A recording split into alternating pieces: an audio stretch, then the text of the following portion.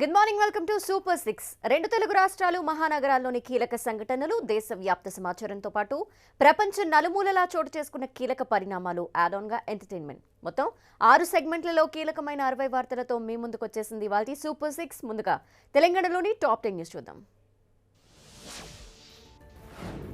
ధాన్యం కొనుగోలుపై కేంద్రానికి సీఎం కేసీఆర్ డెడ్ లైన్ విధించారు. 24 గంటల్లోపు ధాన్యం సేకరణపై కేంద్రం తేల్చి చెప్పాలని, మిగతా రాష్ట్రాల్లో మాదిరే తెలంగాణలోనూ ధాన్యం కొనాలని డిమాండ్ చేశారు. అప్పటికి కేంద్రం దిగి రాకుంటే భూకంపం సృష్టిస్తానన్నారు. ఎన్నికలు వస్తేనే ప్రధాని మోదీకి రైతులు గుర్తొస్తారని, రైతులతో పెట్టుకున్న వారెవ్వరూ అధికారంలో లేరన్నారు కేసీఆర్. కేంద్రాన్ని గద్దెదించే సత్తా రైతులకు ఉందన్నారు కేసీఆర్. తెలంగాణ రాష్ట్ర ధాన్యం కొనుగోలు విషయంలో వెంటనే స్పందించాలని డిమాండ్ చేశారు. కేంద్ర ప్రభుత్వం కార్పొరేట్లకు కొమ్ము కాస్తూ రైతుల జీవితాలతో ఆటలాడుకుంటోందని మండిపడ్డారు సీఎం కేసీఆర్. కేంద్రానికి ఎదురు తిరిగితే సీబీఐ, ఈడీ వంటి సంస్థలతో దాడులు చేస్తారన్నారు. ప్రతి రాష్ట్రంలో ఇతర పార్టీల నాయకులను బెదిరిస్తున్నారని, సీఎంను జైలుకు పంపుతామని రాష్ట్ర బీజేపీ నేతలు అంటున్నారని సీఎం మండిపడ్డారు. దమ్ముంటే రావాలని సవాల్ విసిరారు సీఎం కేసీఆర్. ధాన్యం కొనుగోలు విషయంలో అన్ని రాష్ట్రాల నేతలను ఏకం చేస్తామన్నారు. ఈ దేశ రైతులకు చట్ట ప్రకారం రక్షణ దొరికే వరకు తమ పోరాటం కొనసాగుతుందన్నారు. మద్దతు ధరకు చట్టపరమైన రక్షణ దొరికే వరకు ఉద్యమం ఆగదని, చివరి రక్తపు బొట్టు దాకా పోరాడుతూనే ఉంటారని తేల్చి చెప్పారు సీఎం కేసీఆర్. కేంద్ర మంత్రి పీయూష్ గోయల్ పై సీఎం కేసీఆర్ నిప్పులు చెరిగారు. దేశంలో భూకంపం సృష్టిస్తాం, పీయూష్ గోయల్ పరుగులు తీయాల్సిందేనని కేసీఆర్ హెచ్చరించారు. పీయూష్ కు ఎందుకింత అహంకారమని నిలదీశారు కేసీఆర్. పీయూష్ గోయల్ ఉల్టాపల్టా మాట్లాడుతున్నారని, ఆయనకు రైతులపై ఏమైనా అవగాహన ఉందా అని ప్రశ్నించారు. పీయూష్ గోయల్ సంస్కారహీనంగా తమ రైతులను, మంత్రులను అవహేళన చేశారని కేసీఆర్ నిప్పులు చెరిగారు. రైతుల కోసం తాము 13 నెలలు ఢిల్లీలో పోరాడినా కేంద్ర ప్రభుత్వానికి రైతుల గోడు పట్టలేదన్నారు బీకేయూ నేత రాకేష్ టికాయత్. ఇప్పటి వరకు ఏ రాష్ట్ర ప్రభుత్వం ఇలా రైతుల కోసం కొట్లాడేందుకు ఢిల్లీకి రాలేదన్నారు. రైతుల కోసం కొట్లాడుతున్నందుకు తెలంగాణ ప్రభుత్వానికి ధన్యవాదాలు తెలిపారు టికాయత్. దేశంలో వరితో పాటు ఇతర పంటలు కూడా ఉన్నాయని, రైతులు పండించిన పంటకు మద్దతు ధర కోసం ఎంఎస్పీ గ్యారంటీ చట్టాన్ని తీసుకురావాలని డిమాండ్ చేశారు. రైతుల కోసం దేశంలో మరో పెద్ద ఆందోళన చేపట్టాల్సిన అవసరం ఉందని అభిప్రాయపడ్డారు రాకేష్ టికాయత్. సీఎం కేసీఆర్ వరి వార్కు మద్దతునివ్వటం వెనుక ఎలాంటి రాజకీయం లేదన్నారు ఆయన. ఢిల్లీ వేదికగా ధాన్యం దంగల్ చేస్తున్న తెలంగాణ ప్రభుత్వం కీలక నిర్ణయం తీసుకున్నట్టు తెలుస్తోంది. ధాన్యం కొనుగోలుకు తెలంగాణ ప్రభుత్వం సిద్ధమవుతోంది.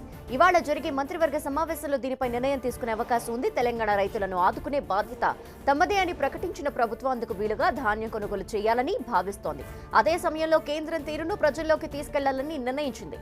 కేంద్రంపై పోరును మరో రూపంలో కొనసాగించాలని తెలంగాణ ప్రభుత్వం భావిస్తోంది. దీనిపై ఇవాల్టి కేబినెట్ సమావేశంలో చర్చించనున్నారు. యాసంగిలో వరి ధాన్యం కొనుగోలుపై బీజేపీ, టీఆర్ఎస్ మధ్య పంచాయతీ ఇంకా తేలటం లేదు. కేంద్రాన్ని నిలదీసేందుకు టీఆర్ఎస్ హస్తిన వేదికగా ధర్నాకు దిగితే, గులాబీ దండుకు పోటీగా బీజేపీ హైదరాబాద్ ఇందిరా పార్క్ వద్ద రైతు దీక్ష చేపట్టింది. తెలంగాణలో యాసంగి వరి కోతలు ప్రారంభం కావడంతో కొనుగోళ్లకు వెంటనే ఏర్పాట్లు చేయాలని బీజేపీ నేతలు డిమాండ్ చేశారు. టీఆర్ఎస్ ప్రభుత్వం చేస్తున్న వడ్ల రాజకీయం వెనుక మహాకుట్ర ఉందని, ధాన్యం దళారులు మాఫియాతో సీఎం కేసీఆర్ కుమ్మక్కయ్యారని కమలనాథులు ఆరోపించారు. వడ్లు కొనటం చేత కాకపోతే కేసీఆర్ గద్దె దిగిపోవాలంటూ హాట్ కామెంట్స్ చేశారు బీజేపీ తెలంగాణ చీఫ్ బండి సంజయ్.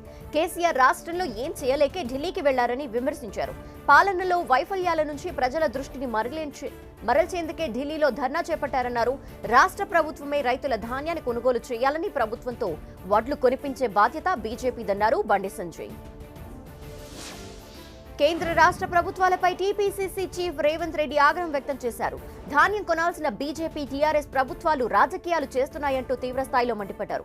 కష్టం చేసిన రైతు దళారీ చేతిలో దగాకు గురవుతుంటే ఒక పార్టీ ఢిల్లీలో, మరో పార్టీ గల్లీలో ధర్నాలు చేస్తూ సిలీ డ్రామాలు చేస్తున్నాయని విమర్శించారు. వీరి పొలిటికల్ గేమ్ లో రైతులే సమ్మిధులవుతున్నారన్నారు. బీజేపీ, టీఆర్ఎస్ కు రైతులు రాజకీయ సమాధి కడతారన్నారు రేవంత్ రెడ్డి. ఈ నెల 14 నుంచి బండి సంజయ్ రెండో విడత ప్రజా సంగ్రామ పాదయాత్ర మొదలు కాబోతోంది. బీజేపీ సిటీ కార్యాలయంలో పాదయాత్ర కమిటీతో భేటీ అయ్యారు సంజయ్. పాదయాత్రలో ఎలాంటి లోటుపాట్లు లేకుండా చూసుకునేలా పాదయాత్ర కమిటీలకు ఆయన దిశానిర్దేశం చేశారు. మొదటి దశ పాదయాత్ర విజయవంతం అయినట్టుగానే రెండో దశ పాదయాత్ర సక్సెస్ అయ్యేందుకు కృషి చేయాలన్నారు. ప్రజా సంగ్రామ యాత్ర ఏర్పాట్ల కోసం ఇప్పటికే 30 కమిటీలు ఏర్పాటు చేసింది బీజేపీ. ఈ కమిటీ సభ్యులతో సమావేశమైన బండి సంజయ్ పాదయాత్ర విజయవంతం కావడానికి కృషి చేయాలని పిలుపునిచ్చారు. వరి ధాన్యం కొనుగోలుపై టీఆర్ఎస్ ను టార్గెట్ చేస్తోంది బీజేపీ. ఇందులో భాగంగా నిన్న ఇందిరా పార్క్ దగ్గర రైతు నిరసన దీక్ష చేపట్టిన బీజేపీ వరి పోరును మరింత ఉధృతం చేయాలని భావిస్తోంది. ఇవాళ పదాధికారులు సమావేశం నిర్వహిస్తోంది. బీజేపీ రాష్ట్ర కార్యాలయంలో ఈ సమావేశం జరగనుంది. వడ్ల కొనుగోలుతో పాటు తాజా రాజకీయ పరిణామాలపై చర్చించనున్నారు. వరి ధాన్యం కొనుగోలు అంశంలో టీఆర్ఎస్ ఆరోపణలను ఎలా తిప్పికొట్టాలన్న దానిపైన చర్చించనున్నారు కమలనాథులు.